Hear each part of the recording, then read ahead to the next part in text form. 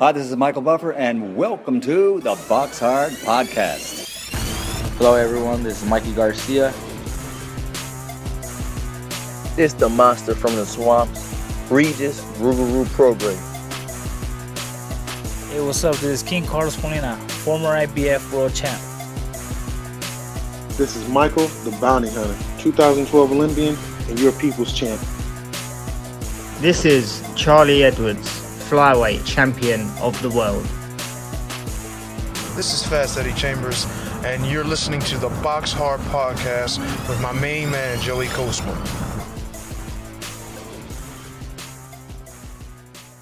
Hello everybody and welcome to episode 459 of the BoxHard Podcast. I'm your host Joey Coastman. I'm joined as ever by former heavyweight world title challenger, the main man himself, Mr. Fast Eddie Chambers. Eddie, how you doing this week? I'm doing great, my man. How about you? Always good when speaking with you, Eddie. We're going to dive straight in here to the review part as per usual. We're going to start at the O2 Arena in Greenwich, London, United Kingdom. I was fortunate enough to be sat ringside for this entire card. Eddie, jump in on any fight you did see. I know that you did see, or at least you knew about the main event because you text me afterwards saying, I got it right, I picked Chisora, and you certainly did. He was 12-1 to win on points, by the way, which is absolute madness. Let me start down the undercard. When I arrived at the venue, the first fight I saw was this one here, Brandon Lee. He was 28-0, signed from, I think it was PBC, and Frank Warren obviously, signed him. They had their first fight here. He's now 29-0, a points win, a rare points win for him against Juan Anaconda, who's now 11-1. He was undefeated, 11-0 going in. I think Brandon Lee, some people were saying to me like, oh, he's very boring. And I was like, well, I've seen him a couple times and he's excited me, I think, because, he usually gets a knockout. But this fight was a little bit boring, to be honest with you. He really seemed to struggle with what to do with Anaconda. I mean, he certainly won the fight, but I did think he was kind of running out of ideas a little bit. As the rounds went on, I think Anaconda started to sort of slow down. Obviously, it went 8 rounds. If it was maybe a 10-rounder, we might have seen something a bit more impactful from Brandon Lee. But yeah, I don't want to take too much away from him, really. It was a good win. He boxed, an undefeated fighter who was probably better than we all thought he was going to be. And Brandon Lee was 1-100 to win that fight. So that means you got to bet 100 to just win one. So, they really thought he was going to completely win this easy. For him to win on points, that would have been interesting to see what those odds were, because I think the bookies expected him to get another knockout, but no. Anaconda was a tough guy and had decent footwork. I wouldn't mind seeing him again, but he did lose on points over 8. Also on the card, Adam Hamed, obviously was watched by his dad, his proud dad ringside, Prince Nassim. Adam Hamed now 2-0, a points win for him over 4 rounds against the most of the time durable Georgi Velishkov, who's now 4-22 with a draw. Also on the card, Royston Barney Smith with a points win. He's now 11-0, a unanimous decision there over 8 rounds against the previously undefeated Brian Barajas, who's now 7-1 with a draw. That one was for the vacant WBO Youth Super Featherweight title. I think, if I'm not mistaken, I'm pretty sure Barajas, I'm pretty sure he cut Royston, I think, in that fight there now, if my memory serves me right. I think it was a head clash. But yeah, no, Royston looked good, but Barajas, again, was quite a tough guy. Good win for Royston and the team. Also on the card as well, Raven Chapman. She's now 9-0, a unanimous decision for her over 10-2s against Johanna Sarabia, now 10-1. She lost her row as well. So it was an unsuccessful night for the Colombian fighters fighting away from home, a long way from home. We had, obviously, like I say, Juan Anaconda, Brian Barajas and Johanna Sarabia, all undefeated Colombians, all on the same card here in the away corners, and they all lost their O's. But like I say, back onto the fight itself, Raven Chapman, like I say, now 9-0. Yeah, I think some people were kind of thinking, certainly sat around me ringside, were thinking that she might get a stoppage in this fight here. I felt it was going to probably be a points win for Chapman, which it ended up being. But yeah, she certainly started to get to Sarabia in the final couple of rounds. Sarabia showed so much guts in there, I have to say, because she was eating some big shots, but kept coming back, I think at one point she celebrated just making it out of one of the rounds, She was a real character, but in the actual boxing ring, in terms of skill for skill, she really couldn't hang with Raven Chapman. And when she started to put her punches together, Chapman looked really good. That one was for the WBC International Featherweight title. Also on the card as well, Sean Noakes, now 8-0, unanimous decision for him over 10 rounds against Inder Bassi, who's now 12-2. Inder Bassi had such a following. I couldn't believe the amount of people making noise for him in the arena. I don't know where Bassi's from. I thought he was up north somewhere, and I think he is. I'm not going to go and fact check it because it's not that important, but if he's from north, then that's even more impressive, because they were making some serious noise for him. And I think walking to the toilet, and I could hear some of the fans like going, "Oh, he's on now, he's coming on now," and they were like leaving the food queue to go and get in their seats. And I can only assume were supporting Inder Bassi, so it was very surprising to see how much support he had. Obviously wind up losing, but yeah, Sean Noakes 8-0, like I say, first time he's gone 10 rounds. He'd only ever gone as far as 6 rounds prior to the other night, and I think he did quite well, and I think he was coming on strong in the later rounds.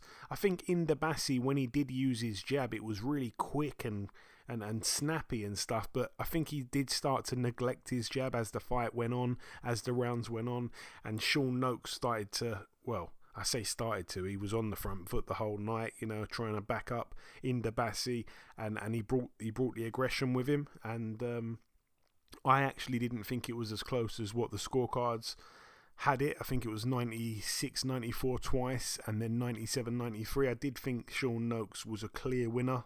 6-4 just seems a bit too close for me. Also on the card as well, almost forgot about this one here, Moses Itauma, now 10-0, a TKO for him in the second round against Marius Wack, now 38-11. Marius Wack never been stopped that early in a contest. Wack down in the second, and then stopped on his feet for the WBO Intercontinental Heavyweight title. Big statement from Moses Itauma. Looking at the pair of them, you could see, I know Wack is a big old boy for heavyweight, but you could see that size difference was incredible. It was great that Alexander Usyk as well was sat in the front row watching that fight. I did keep looking over at him. I don't think he was impressed by really anything he saw through the whole entire night. He seemed to just be sat there really with a poker face on. Didn't seem like he was happy, sad, impressed or underimpressed. He just sat there with the same kind of face all night.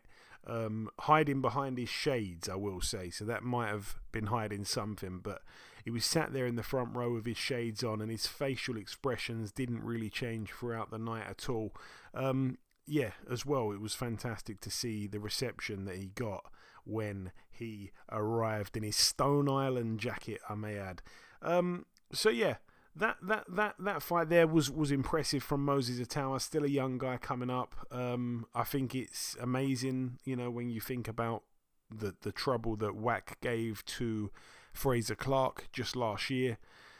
Not entirely sure what to make of it. I think Marius Wack was 44 years of age in the ring the other night, but yeah, to get stopped like that in just 2 rounds was a big statement from Itauma, and makes you wonder where he's going to move after that.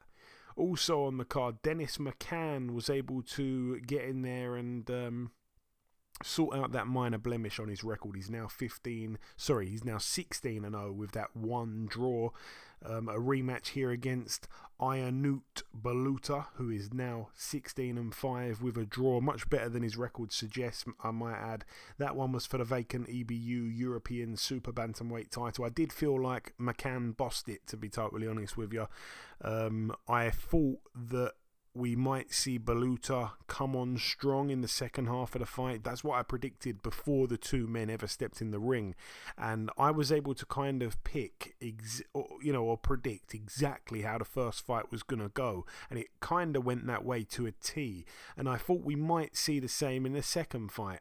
And I did highlight on last week's show that I think Baluta not having a fight in between, whereas Dennis McCann had gone 10 or 12 rounds with Brad Strand, just a couple of months ago, 3 months ago or whatever. That's much more ideal for his preparation, whereas Baluta was sitting on the sidelines for just under a year, I think it was, and I don't think that did him any favours.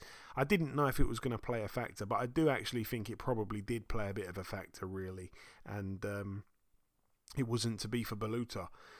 But yeah, like I say, Dennis McCann, is very, very impressive for him to pick up that European. I think, the only way is up as well. I think he's been pretty flawless in his rise to this level here, and it makes you wonder, can he push all the way? He's not too far away now from world honours. So yeah, good fighter. Even though he's young, I think he's always displayed quite a smart, good head on his shoulders. I think he's very grounded, and he's under no illusion. He understands how important boxing is, and I think he's under no illusion really of what he needs to do to achieve the ultimate goal in the sport, which is becoming a world champion. So yeah, I think he's just ticked another box there. Baluta gave him a really, really hard fight in the first fight. This one here really closed a chapter on their little saga, and he'll move on from this. And yeah, I think the best is probably yet to come from McCann. What else did we have? We had Ryan Garner move to 16-0. It was a battle of the friends of the show. He's 16-0. Archie Sharp has lost his 0. He's now 25-1. He had the most wins of any British fighter in a row. Archie Sharp getting to 25 in a row. No one else was 25-0 or had got to anywhere near that. He had that record, and I'm wondering who is now the record holder for the most wins in a row. I wonder if anyone on this podcast, anyone listening, can tell me who in British boxing has the longest win streak without any draws or losses. Anyway, back to the fight itself. Obviously, it was for the WBC International Super Featherweight title. I did only watch it from ringside. I haven't watched it back. I do probably need to watch it back because my scorecard was a little bit dodgy. And I spoke to Archie afterwards, and he said, I think you might have been a bit biased there with that scorecard, Joe. So it's good that we can have an honest conversation, but watching it on the night from that second row, obviously Archie's a good friend. I did feel like he just nicked it. The first round, I think Archie made Ryan Garner miss a lot. Garner was wildly missing, and Archie was countering him nicely. I gave Archie that round. That is the one round I've watched back on the TV. I turned it off after the first round. Something came up. I had to stop it right there. But I am intending to watch it back.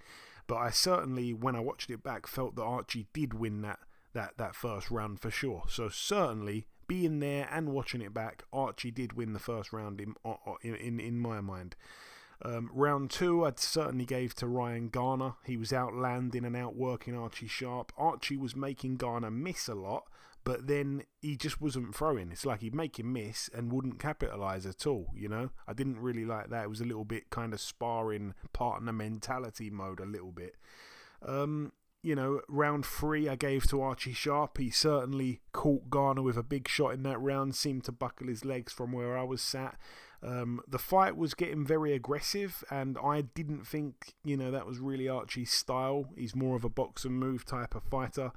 But in that round, I think, they boxed in the middle of the ring and on the inside as well. And Archie was getting the better of the exchanges, I felt, but I didn't really like the way the fight was kind of heading.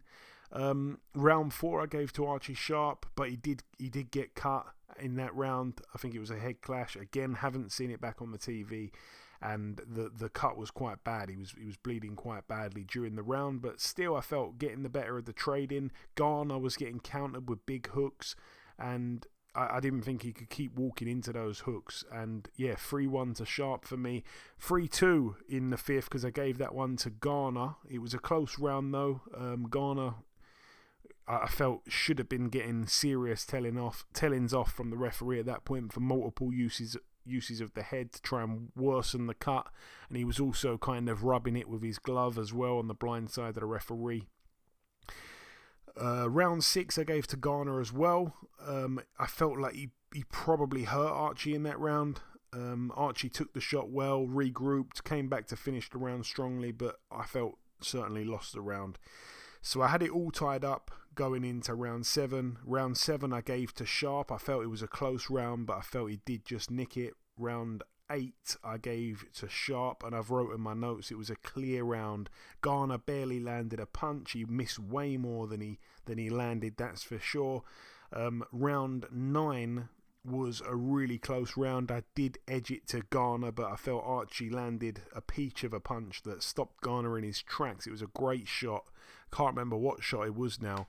And round 10 I actually gave to Sharp as well. So in the end I had it 6-4 to Sharp, and I'm completely understanding that may be way too biased, and I do, like I say, need to watch it back on the TV and really sit down and score it round by round again. But on the night from my seat, that's how I saw it.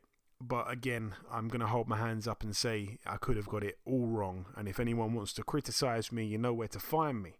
But yeah, in that final round, you know, they met in the middle of the ring. They traded. Archie, for me, landed the better shots and did enough. Garner's power didn't really seem to be there anymore at that point in the fight. And surprisingly, perhaps, Sharp looked the stronger puncher of the two at that stage in the fight. So 6-4 to Archie Sharp, in my opinion, and I could have got it absolutely wrong. Like I say, if you want to give me pelters, I'll take them. I'll take them on the chin. And obviously the main event, Joe Joyce, now 16-3. I think that means he's lost 3 of his last 4. A unanimous decision loss, though, to Derek Chisora. That's one thing that's never happened to Joyce. You know, for him to you know, get beaten on points. And Derek Chisora to win on points was the most unlikeliest outcome according to the prices with the bookies. Derek Chisora now 35-13. Joyce down in round 9. This is another mad one, Eddie. For me, I don't know how much of it you saw. From my seat, I wasn't scoring it round by round, but I could see how much damage Joyce was doing to Chisora. I know early on Chisora was, you know, someone was sat near me, and I won't say his name, but he knew Chisora really well, and he said, listen, Derek has got 4 good rounds in him. After that point, he's finished. And he knew Derek well. I think he might be something to do with a camp or whatever, but yeah, like I say, not going to say any names, but you know, Derek did come out in those first few rounds and sort of tried to push Joe back, caught Joe with some big shots and stuff like that. They weren't really bothering him, but he was being caught. He was being, you know, exposed for having such a leaky defense. I think you've pointed that out so many times, Eddie, you know, being so slow. And he was being caught, like I say, with big looking shots, but they weren't really making him, you know, worried. They weren't budging him at all. And obviously, as the rounds went on, the mid-rounds, like, Chisora was just running on empty, and Joyce was really starting to put a serious dent in Chisora. Even that round where Joyce got dropped by Derek Chisora, he got back up off the canvas and, you know, went straight on the front foot, you know, to chase after Chisora. You don't often see that. A guy gets knocked down, usually the guy that knocked him down wants to go on the attack and push it.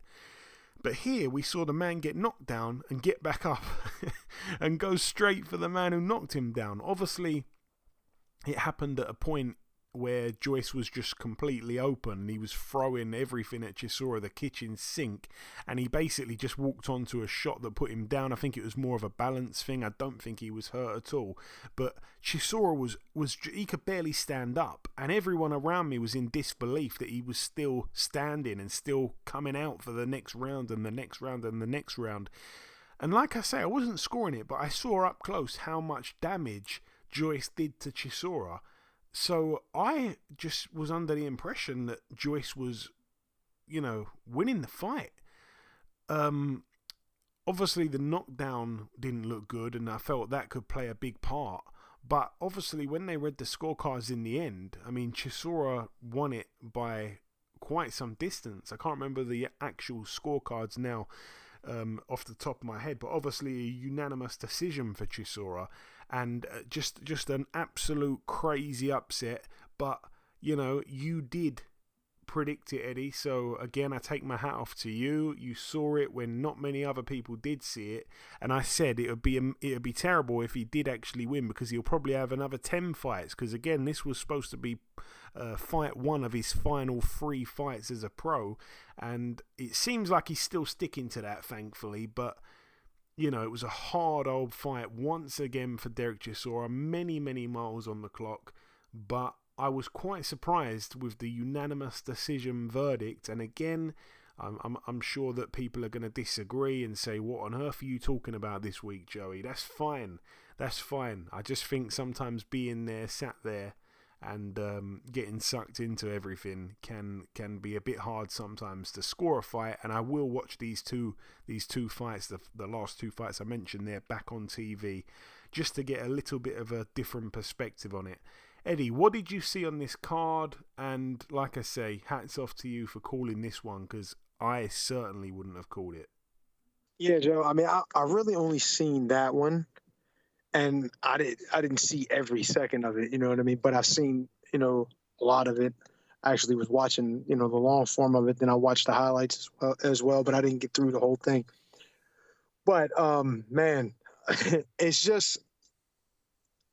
Once again, like I said, it's determination. It's hard. It's, he, like you said, he had nothing left. He was getting pummeled. It was like he was looking for a way to survive in that way. I forget what round it was when he actually dropped Joe Joyce, and he still come back with that.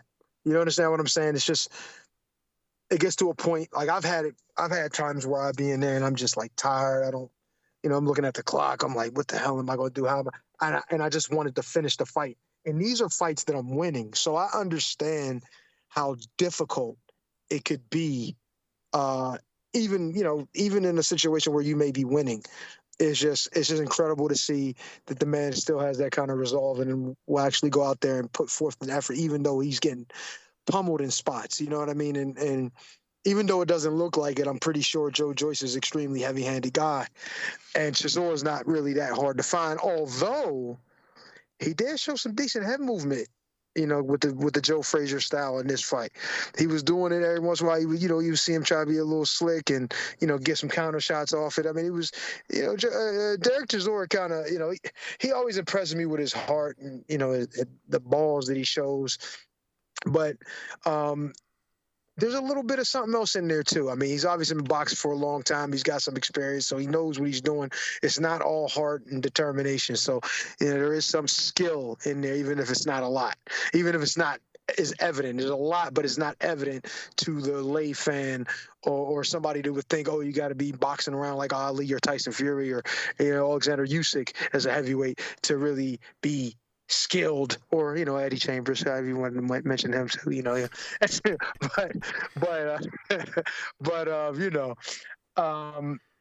But yeah, it's incredible to see this guy. But he got 13 losses. I didn't even realize he had 13 losses. That is incredible, and for him to be still in there, regardless of whether this is the last 3.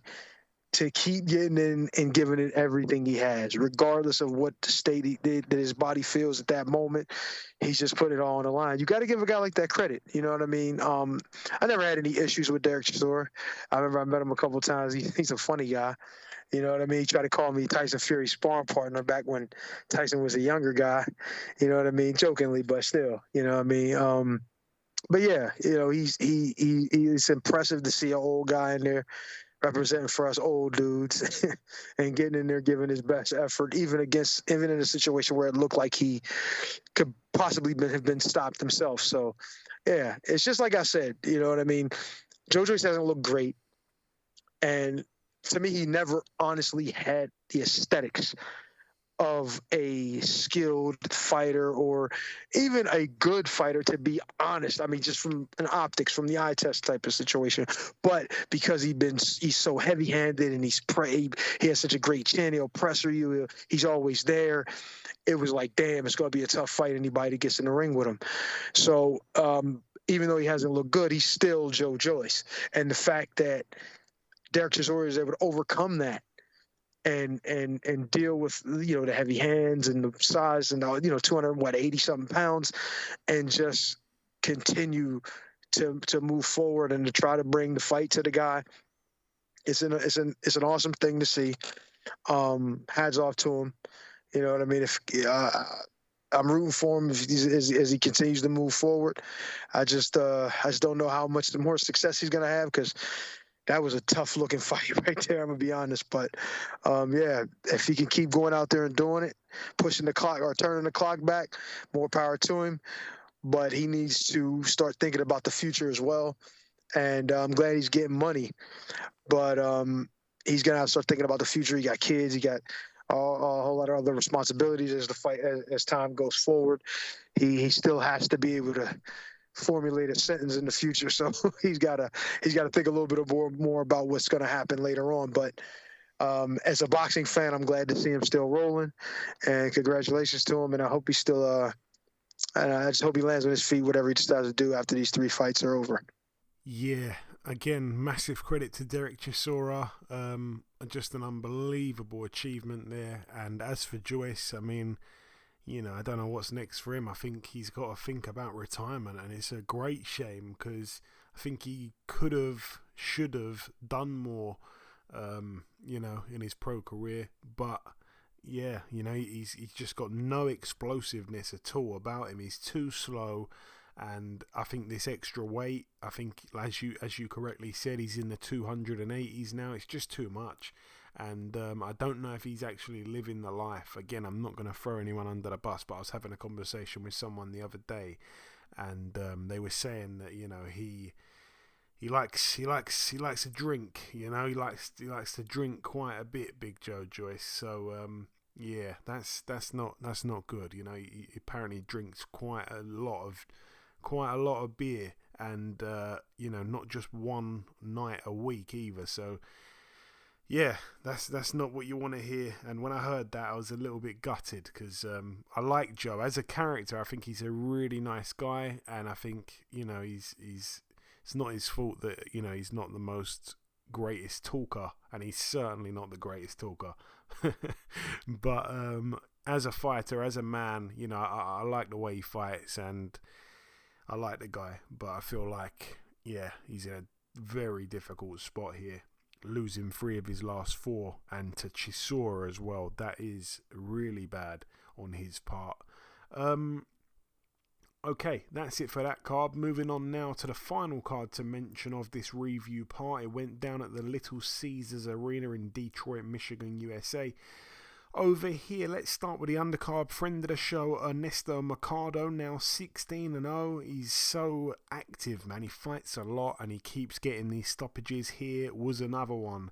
He made his opponent Hector Sarmiento retire on his store at the end of round 3. Didn't want to come out for round 4, so a retirement win there for Mercado. Another stoppage, like I say, 16-0. Hector Sarmiento now 21-3.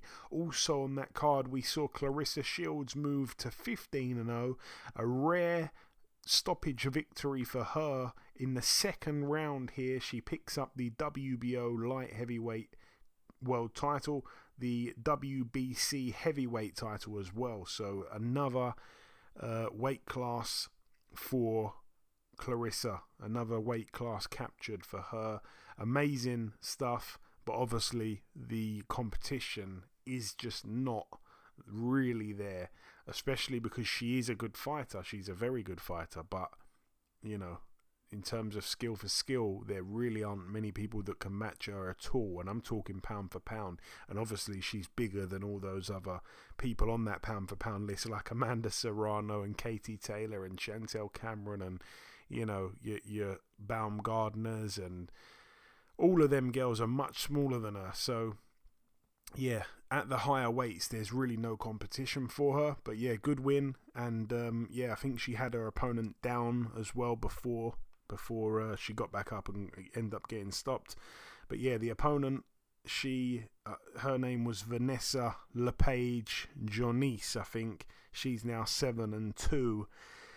Also on the card, Michelle Rivera, now 26-1, a split decision victory for him over 10 rounds against Hugo Roldan, now 22-3 with a draw. And then last but not least, a huge upset as well on the card. We saw Shojahan Ergashev, now 24-2. He lost a split decision over 10 rounds against Julian Smith, now 9-2. A massive upset, it really has to be said. Ergashev as well knocked down in round 5.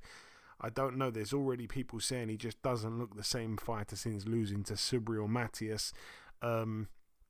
I did think he would probably be able to stop Julian Smith, who I think had been stopped in one of his 2 losses, if I'm not mistaken. But yeah, Ergashev, like I say, down in round 5, and I don't think I'm making this up. I'm pretty sure he was knocked down earlier in the fight and they called it a slip, and it should have been a knockdown. So yeah, really bad performance from Ergashev. You think about what he achieved as an amateur. I'm pretty sure he's the guy who was a really good amateur, but obviously as a pro, I mean, he was knocking everything out. And yeah, you know, it seems like he's struggling at the moment. So really big upset loss for him. But anyway, that brings the review part to a close. It's now time to welcome this week's special guest. Ladies and gentlemen, please welcome the charismatic light heavyweight contender himself. It is, of course, Mr. Willy Hutchinson. Willy, welcome back on the show. Yes, love that. What's happening, brother?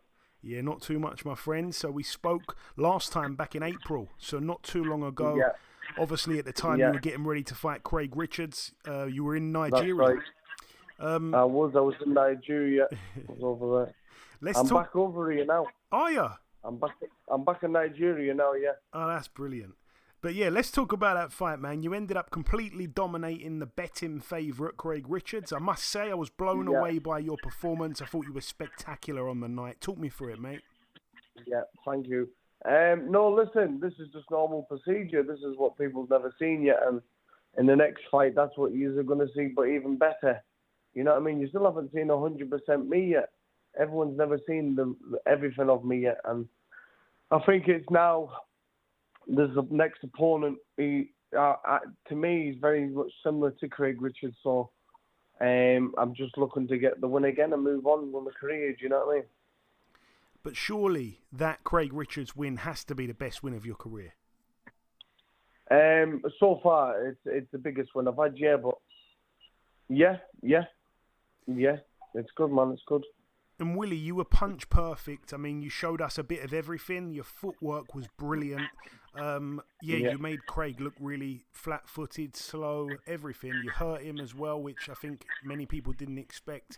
There was mixed sort of comments online. A lot of people were saying, I felt that Willy could have done this. I knew he was capable of doing this, but it was just a case of putting it together on the night. I don't think I've asked you a question there, but it was just such a brilliant performance, mate. Honestly, it was performance of the night. That. Thank you. That means a lot. Thank you. Thank you, man. But yeah, on to the next one. Sorry, go on. It's on to the next one. It's all in God's hands, isn't it? That's right. God has shown me the way, and I'm following what He's telling me to do. There we go. And that next one is September the 21st at the Wembley Stadium. You'll be boxing Josh Buatsi. Fantastic card. Joshua Dubois, obviously the main event. Firstly, what are your thoughts on Buatsi as a fighter, Willy? He's a good, strong, durable opponent. He's just the same. It's very, very similar to Craig Richards. Very, very similar. No, I think he's no better than Craig Richards. So, a good, big, strong, durable fighter. But that's all he is.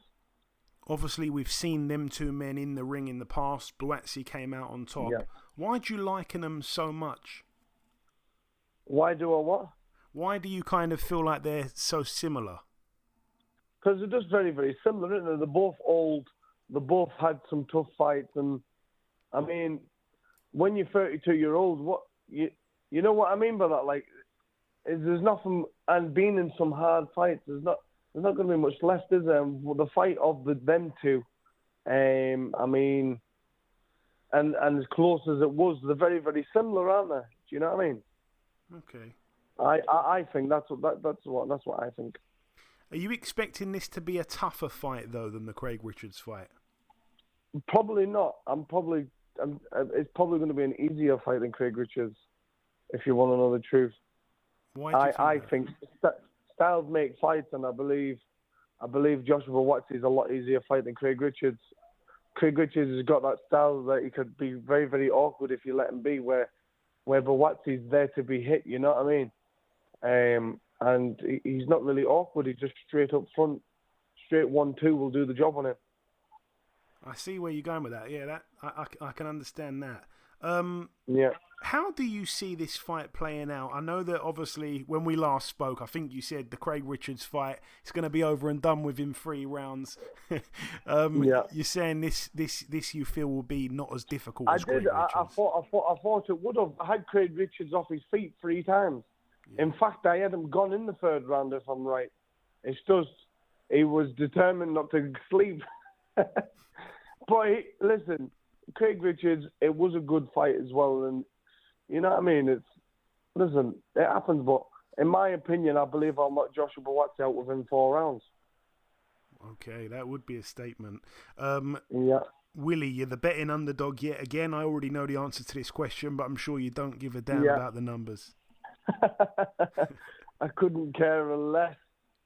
Could not care less. I'm sure there's a lot of Scottish people making some money on these last couple of fights.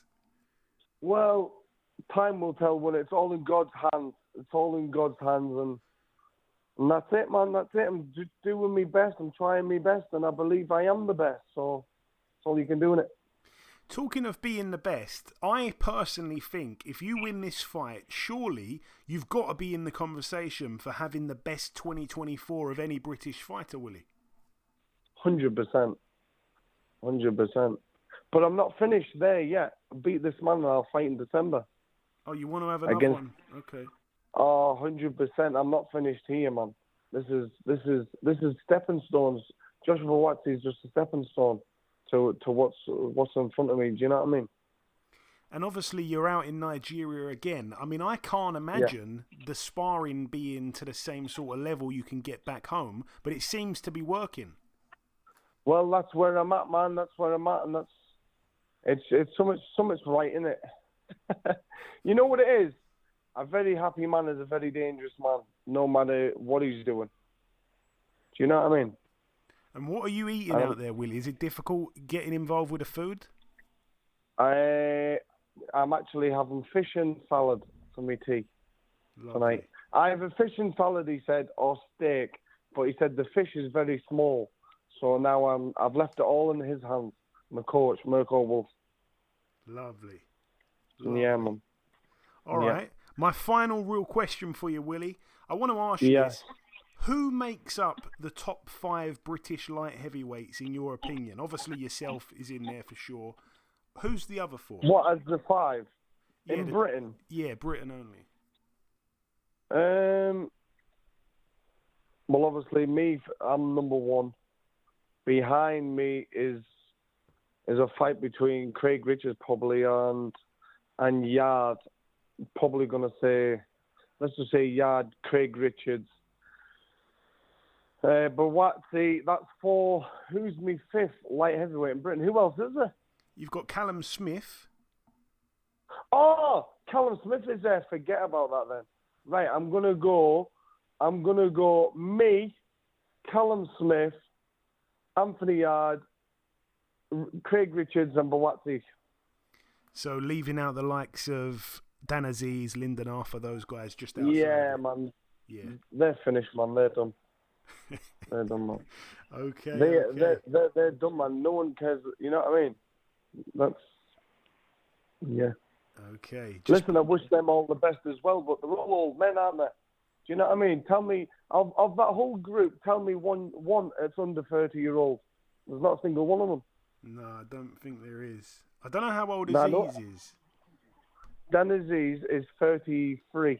Okay. 32. I know Buatsi's 31. I know, obviously Richards is 33, something like that, yeah. Richards 34. Callum Smith is 34, 35. You know what I mean? I'm 25-year-old, man. There we go. They've had their time, man. They've had their time. They've had their time. It's takeover time now for me.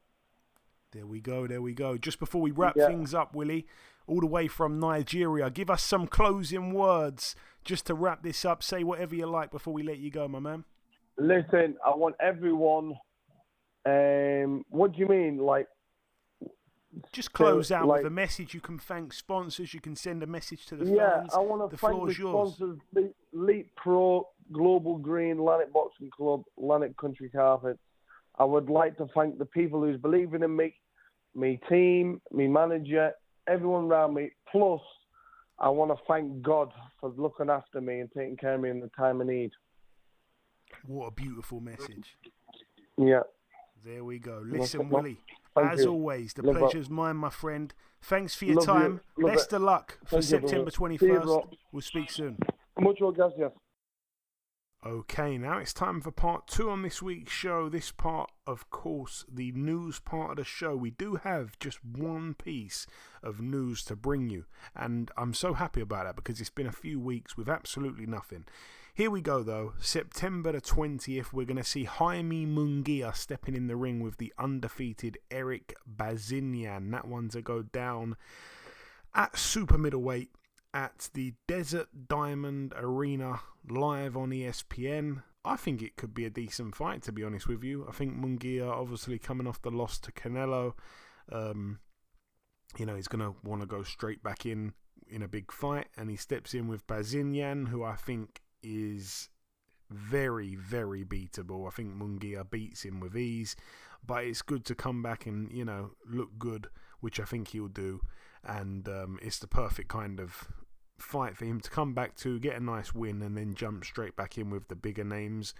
But yeah, that's it for the preview part of the that's it for the news part. Moving on now to the preview part. We're going to start here on Saturday at the SSE Arena in Belfast, Northern Ireland. Over here, one fight to mention. It's going to be live on DAZN. It's a rematch between Tyrone McKenna, 23-4 with a draw, and Mohamed Mamoun, 23-6. That one over 10 rounds. Obviously, the pair boxed in the past in that Golden Contract tournament that I think MTK put on a few years back, and definitely Mamoun beat Tyrone McKenna. I think the fight was at York Hall, and it just really stunk, that decision there, because obviously everyone wanted to see O'Hara Davies and Tyrone McKenna in the final of that little tournament thing. So I felt like, or everyone felt like, the judges or whatever, the powers that be wanted Tyrone McKenna to win, so he'd box O'Hara Davies, which he did. But everyone went crazy when that decision got announced. Mamoun certainly won that fight, and everyone knows that. And I'm happy for him to finally get this rematch. It doesn't make a whole load of sense, to be honest with you. I didn't think we'd ever see it again, because Mamoun's one of those guys. He's very much an away fighter, and he's coming to the end of his career. And obviously Tyrone McKenna, if I'm not mistaken, I think he retired for a while, then came back out of retirement. I'm sure he retired after losing to Lewis Crocker. Maybe making that up, but yeah, I can't believe it's going down. And, I don't want to be sort of out of order here, but I do want Mamoun to win, because he certainly deserved the win last time round. But it's got 10 rounds written all over it, that fight there. It should definitely go 10, because Tyrone McKenna is, if nothing else, a very, very tough man, and Mohamed Mamoun is very much more of a boxer than a puncher. Moving now to the Oakwell Football Ground in Barnsley. This one's going to be live on Sky Sports on the weekend, on Saturday. Over here, couple fights to mention. We're going to see friend of the show, Caroline Dubois, 9-0, stepping in with Mayra Moneo, who's 14-1. This one is for the IBO lightweight world title and the WBC interim lightweight world title. All the best there to Caroline Dubois. Her opponent as well, I'm sure I've seen that name before. Mayra Moneo, I'm sure I've seen that name before. I want to say that she boxed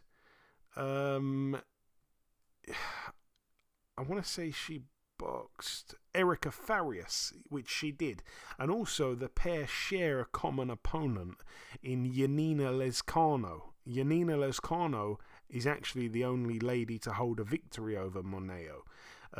Moneo got disqualified in the 10th and final round in that contest there against Lezcano.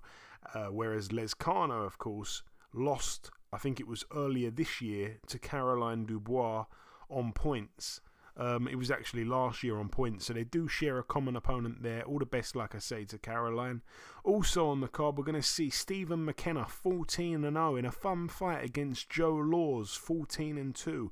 I think Joe Laws is coming off that win where he was an underdog against Mick Hennessy Jr. If I'm not mistaken, I don't think he's boxed since then, but yeah, he's a fun character. He's a big underdog once again, Stephen McKenna, in a bit of a test because, he's a good fighter and there's a lot of promise with him. But, in terms of actual people that we've heard of that he's boxed, this will probably be the first person that anyone's heard of. I don't think it's his fault. That's the way things are. But, obviously he's just being moved quite medium slow. And yeah, it gets in with Joe Laws. Going to be a good fight, I think, that one. It's over 10 rounds there for the vacant WBC International Silver Super Welterweight title. And also on the card as well, Zach Chelli, 15-2 with a draw for the British and Commonwealth Super Middleweight titles, steps in over 12 rounds against the undefeated 14-0 Callum Simpson. Really good fight. I think maybe 2 or 3 years ago, Zach Chelli would have been the favourite, but this time around, it's actually Callum Simpson who's the favourite. Again, Zach Chelli's got the much better resume. I don't think Callum Simpson's really boxed anyone of note just yet, but there's a lot of promise with him. He looks big for the weight, heavy-handed, and looks like a much more kind of natural boxer of the two, so I think he's going to give Zach Chelli problems, because Zach Chelli, if you want to stand there and have a fight with him, then you're that's not the right tactics. If you're going to actually box and move and fight when you need to, which I think we're going to probably see that from Callum Simpson, then you can really frustrate Zach Chelli. A good boxer will always frustrate Zach Chelli. We saw that when he boxed oh God, the guy, forgot his name now. Completely forgot his name. I'm not going to remember it either. But yeah, when you box him, he becomes very, very frustrated. But you need to be disciplined, and I think we'll see that from Callum Simpson. But it should be a good fight. It's a fun fight, and I tell you what, Zach Chelli's a live underdog as well. You wouldn't want to bet against him. But yeah, good fight there between two heavy-handed fighters, and we'll see what happens. Moving out now to the States for the final card to mention, Eddie, and it goes down at the BMO Stadium in Los Angeles, California, USA. I'm not entirely sure what channel this one's going to be on. I think it's the Zone pay-per-view, if I'm not mistaken. It's probably on a few other channels as well, because there's so many promoters involved in this card. You've got Top Rank working with PBC, working with Eddie Hearn, working with Leon Margulis of Warriors Boxing, and one or two other promoters as well. Let's start down the undercard. I'm going to start here with a fun heavyweight fight between two of the big... Well, I don't want to be rude. I was going to say two of the big but short guys, but then I can't really say that Jarrell Big Baby Miller is too short. I think he's about 6'4". Jarrell Miller, 26-1 with a draw, stepping in with former world champion Andy Ruiz, 35-2. It doesn't say how many rounds it is, Eddie, but it's an interesting fight, I think.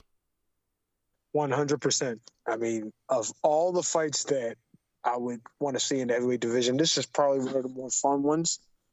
Seems like, I mean, I don't want to say there's a 100% chance of a knockout, but it's definitely high.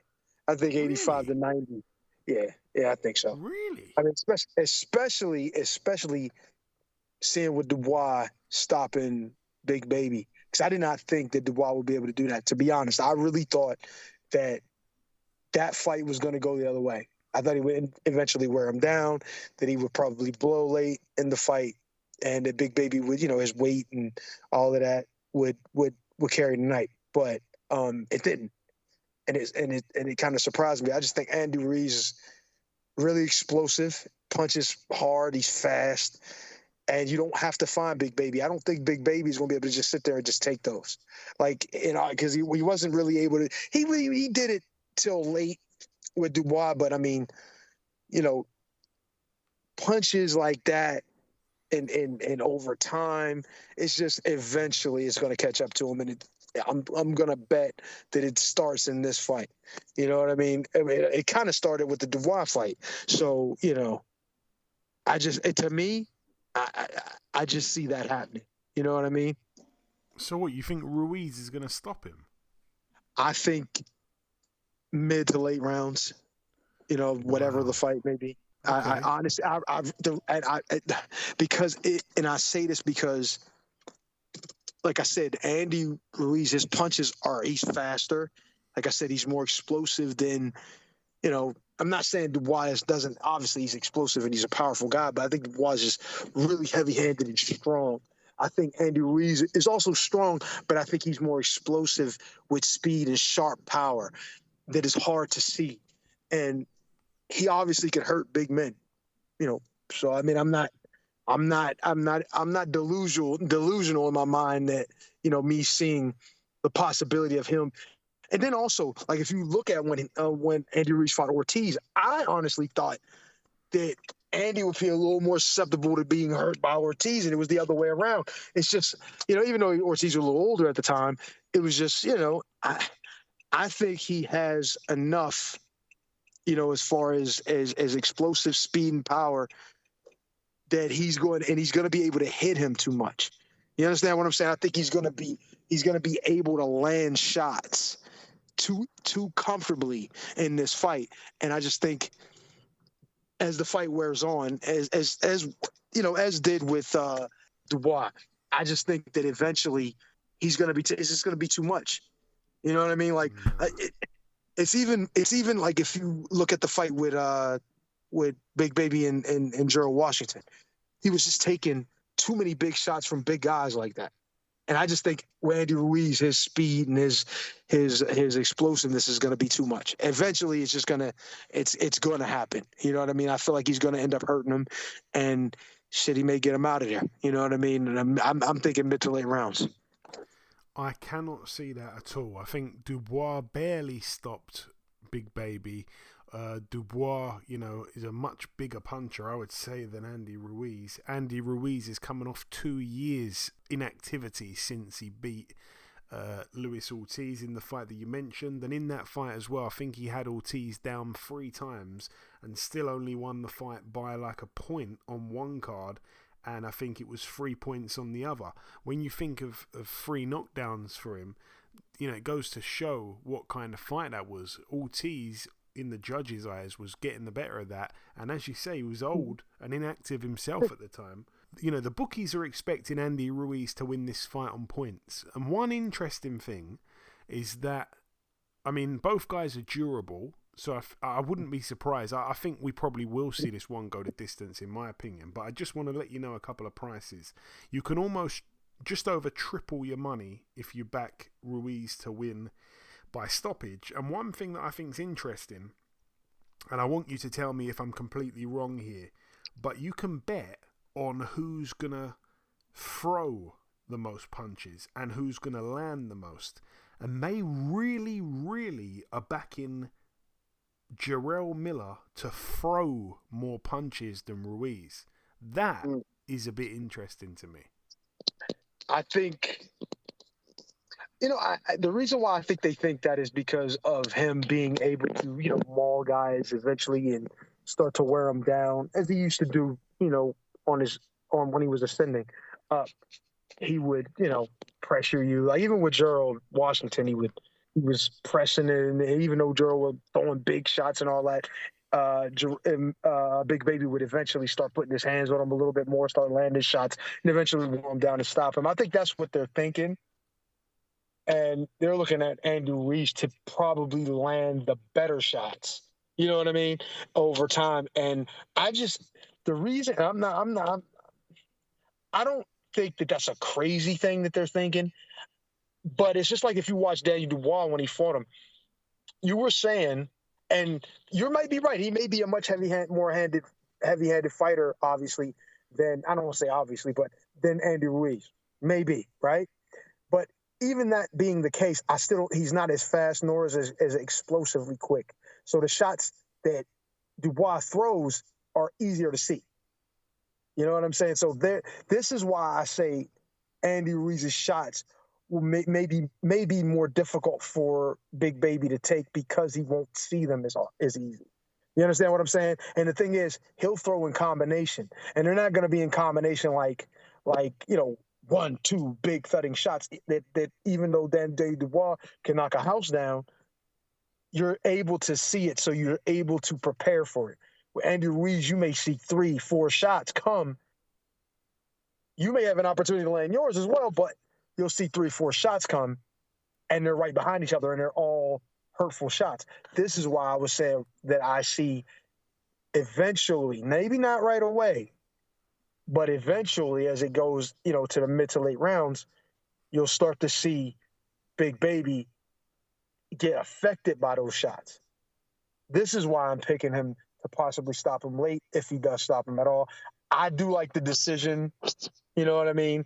I see what you're saying about him. You're looking at his he's been active. He's been not really as active. And then in his last fight, he was fighting an old guy who still was winning the fight, which, hey, Ortiz still can punch, and he still has that Cuban background, so he's still a good boxer, regardless of him being old.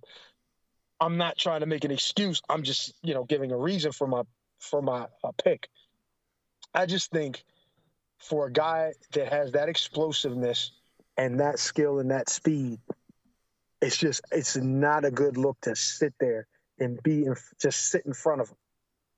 I just don't see it. Even if you come in 300-something pounds, you saw what happened with Valuev, as big as he was with David Haye, and as good as David Haye punches.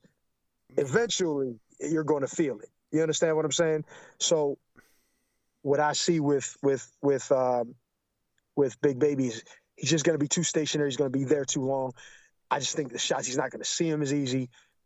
I think if he doesn't get stopped, it's going to look bad as the fight goes on. I mean, that's just my estimation. I don't necessarily think I'm Yoda of boxing, or I could just pick it. I'm picking right all the time, but I'm just saying this is how I see it.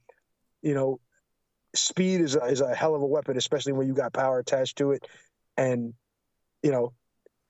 I just see him really giving a Big Baby the blues as the fight goes on.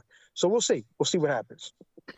We'll see what happens. I think we also have to, take into account, the life that Andy Ruiz lives, the fact he's been inactive, and we talk about punch resistance and stuff like that.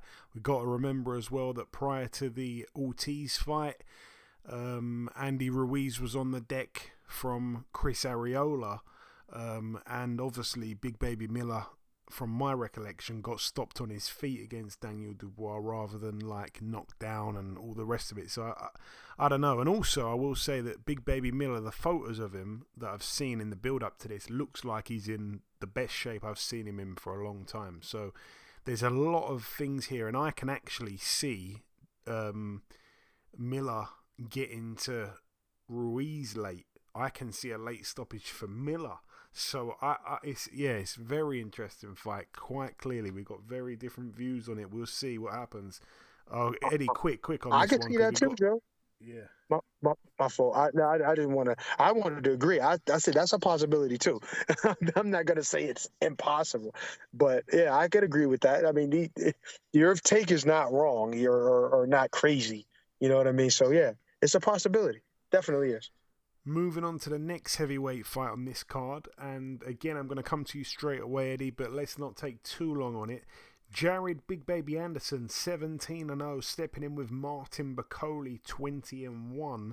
It's a fight I've been very much looking forward to ever since it got made. I just had a feeling it weren't going to happen, but you know, it looks like it is going to be going ahead. Not too long now to wait till we see the two men in the ring.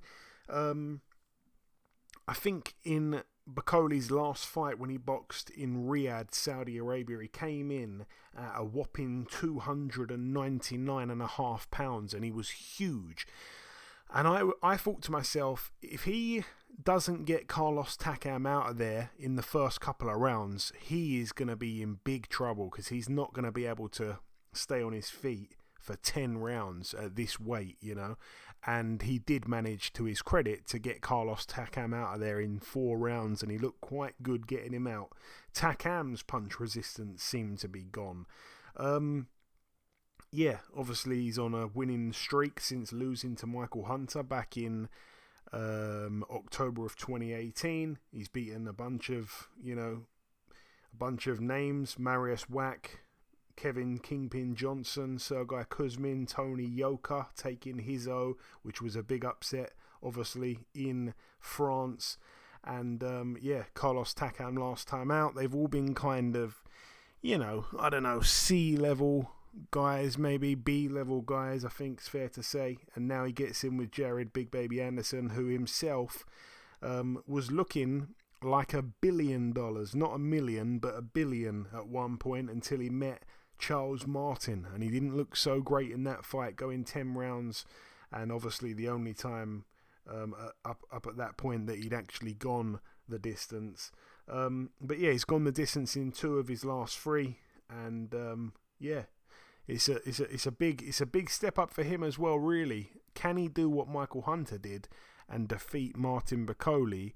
I've noticed that the odds are close, but they've got Jared Big Baby Anderson as the slight favourite in this one.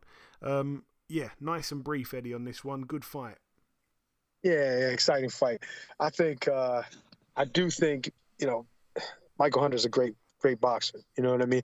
And I think Jared Anderson is of the same kind of, skill-ish. I'm not saying he's a Michael Hunter or he's better or he's as good. I'm not saying any of that, but it's just the style is similar in a way, as far as boxer, being, good speed, good skill.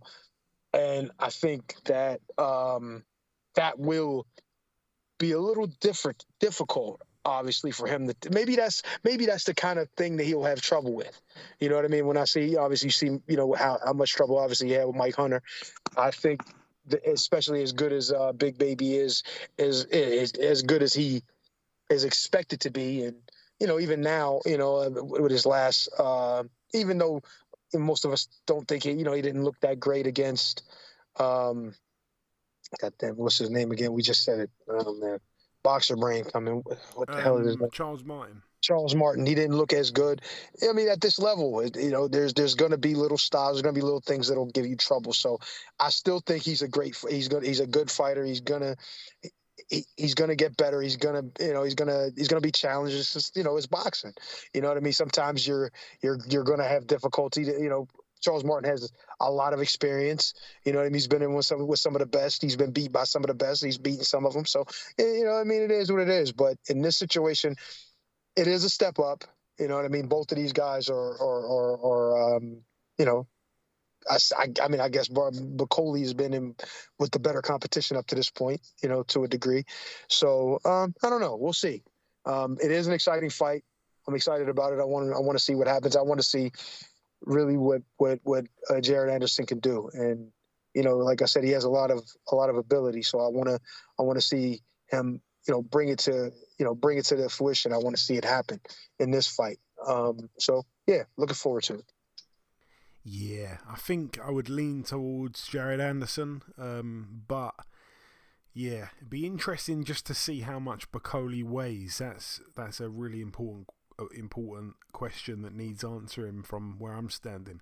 Also on the card as well, Andy Cruz, the Cuban sensation. He's boxing here for the IBF International Lightweight title against the very durable Antonio Moran, who's 30-6 with a draw. The only problem is every time he steps up, he loses. But he's durable. He's only been stopped once in his 6 losses, and it looks bad because he was stopped by Devin Haney, but he's lost on points to Jose Pedraza, Arnold Barboza Jr., and Jermaine Ortiz. He is, though, coming off a win last time, a good win actually, against Romero Duno. So, yeah, he stopped Romero Duno in their fight there. All the best to both men there. Also on the card, another man that we love watching in the ring, and he's a complete and utter danger, man. He's up at a new weight, though. David Morrell, up at 175. He's 10-0. And it's for the vacant WBA light heavyweight world title. David Morrell finds himself in the opposite corner to Radivoj Kaladzic, who's 29-2. Been stopped once in his 2 losses to Artur Beterbiev in round 5, and his other loss was a split decision loss to Marcus Brown. He is coming off a win last time against Sullivan Barrera back in March of this year. I'm not sure how old Sullivan Barrera is these days, but David Morrell, like I say, another Cuban, another very, very exciting fighter. Doesn't fight anything like a Cuban, in all honesty, but yeah, lovely fighting style, and I love watching this man fight. He's such a dangerous fighter. Cannot wait to see him in the ring on Saturday night. And obviously the main event, Israel Madrimov, 10-0 with a draw. Somebody's must go. Combined records of 50-0. He steps in with Terence Bud Crawford, 40-0. It's for the WBA Super Welterweight world title and the WBO interim one as well. I'm going to be very, very brief on this one, Eddie. I don't expect you to know tons about Israel Madrimov. Obviously, we've seen him turn over. I think he was signed straight away from his pro debut with Matchroom, if I'm not mistaken. And they didn't really hang around with him. They kind of fast-tracked him. They threw him in with, big-looking records straight away. But then he did kind of meet his well, I don't want to call him boogeyman. That might be a bit too far, but he met someone who he struggled with in Michel Soro, and they boxed in Uzbekistan. It was a close fight up until he was able to TKO Soro in the 9th. Then they did the rematch, and obviously we know what happened there. There was a head clash, there was a cut, the fight got stopped, ended up being a technical draw, and then that was really the end of Madrimov and Soro. They decided to just leave it there. So, yeah, since then he's gone on, to win 2 other fights, and he's coming off a brilliant TKO against Magomed Kurbanov, which was in Riyadh earlier this year, in March, on the Joshua Ngannou undercard. So, yeah, Terence Crawford up at a new weight, obviously trying to capture another weight class, coming off that brilliant win last time against Errol Spence. And it's crazy because time's been flying, man. That was 13 months ago now. Yeah, what can we say? I think Terence Crawford is just going to have too much for Madrimov. I think Terence Crawford, as I've said, I didn't doubt him one bit going up in that fight with Errol Spence. I backed him all the way. He was even better than I thought he'd be.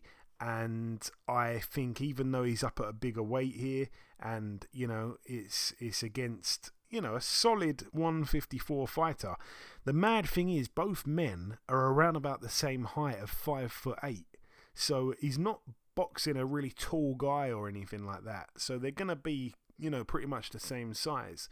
And I think that is something that's in Bud's favour, really, not boxing a huge guy for the weight.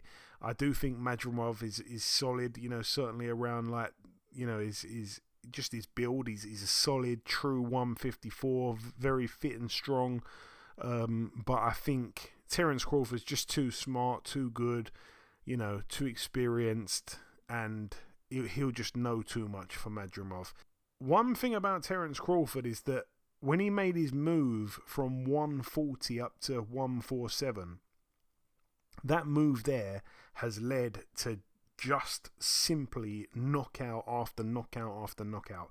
And he's coming off now 1, 2, 3, 4, 5, 6, 7, 8, 9, 10, 11 knockouts in a row. Even though he's at fight number 41 on the weekend, he seems to be in the prime of his life, even at this point after that many fights. Like I say, all those knockouts in a row. I think his first one up at welterweight, though, was against Jeff Horn. Yeah, so 1, 2, 3, 4, 5, 6, 7, 8 in a row then at welterweight, which is unbelievable. It seems like he's getting better with the more weight he puts on. However, like I say, 154 is 7 pounds up from 147. Will we see another stoppage? That I'm not so sure, but you'd have to be a madman to bet against Terence Crawford. Nice and short, Eddie, before we wrap it up. Yeah, I made that mistake. Even though I still, I was, I'm a fan of Earl Spence. Terence Crawford obviously is the real deal. There's no doubt about it. He just has too many dimensions for even a high level guy who isn't elite in enough areas. It's just, if you can punch, that's great, but you got to have more than that for him. If you pressure, that's great, but you got to have obviously more than that too. You've got to really be a special guy to be able to compete with Terence Crawford. And like you said, going up to 47, you would think going up in weight, the power wouldn't carry as much eventually. You're not going to knock everyone out, but he literally knocked everyone out that he's been in the ring with at the heavier weight, which is wild to me. Who am I to, disagree with as time goes on and he continues to get bigger, that it's not going to happen even at this new weight class. So we'll see. But yeah, I just think he has too many dimensions. He's sound in too many areas. Whoever's getting in the ring with this guy got a hell of a time. He's 41 or 40-0 or something like that. He's not that for no reason. So yeah. It's going to be another win. I think you probably stop him. Probably middle rounds. Take his time. You know what I mean? Depending on what he's facing. I mean, guy like this, you don't really know. Like, I don't really know a lot about him. So, I mean, maybe he's going to know a little more. He's been studying him. He's paying attention. You know what I mean? Any guy who's at that level has to. But, yeah, he's going to know everything he needs to know about him. And I think as the fight wears on, he gets into that groove. Yeah, he'll end up stopping him mid to late, I think. So, yeah, interesting. I'm looking forward to seeing it, but yeah, I'm looking forward to probably another stoppage. This is going to be nice to see him at a new weight class, and I'm interested to see what he does here too. So, yeah, looking forward to it. Yeah, great card, and also a shout out, of course, to Turki Al Sheikh for putting on his first Riyadh season card in the States. So yeah, it's a great card with lots and lots of top promoters involved. That though brings the preview part to a close. In part 1 we did the review part, then we welcomed our special guest. In part 2 we did the news. It was just one piece of news, and myself and Eddie have now wrapped up the review part of the show. There was a hell of a lot of talking this week. It's gone on for longer than I thought it would have. Right, that's it though. The final thing for me to do is to come in with the outro, which I'll do in just a few seconds. Okay, and this wraps up episode 459 of the BoxHard Podcast. I've been your host, Joey Coastman. Eddie Chambers has been with me for the duration of the show. A massive shout out to this week's special guest, the charismatic light heavyweight contender himself, Mr. Willy Hutchinson. He's a confident man, and I tell you what, we should all start believing in him, because I think there was a period in his career where everyone kind of lost faith, and now he's really turned the tables around. So it's great to see that play out in front of our eyes. The biggest thanks of all, though, goes out to you, the listeners. You might have thought I've forgotten you, but I didn't. That is about everything, though, from myself. Enjoy your weekends, people. Stay safe, and we shall see you all again same time next week.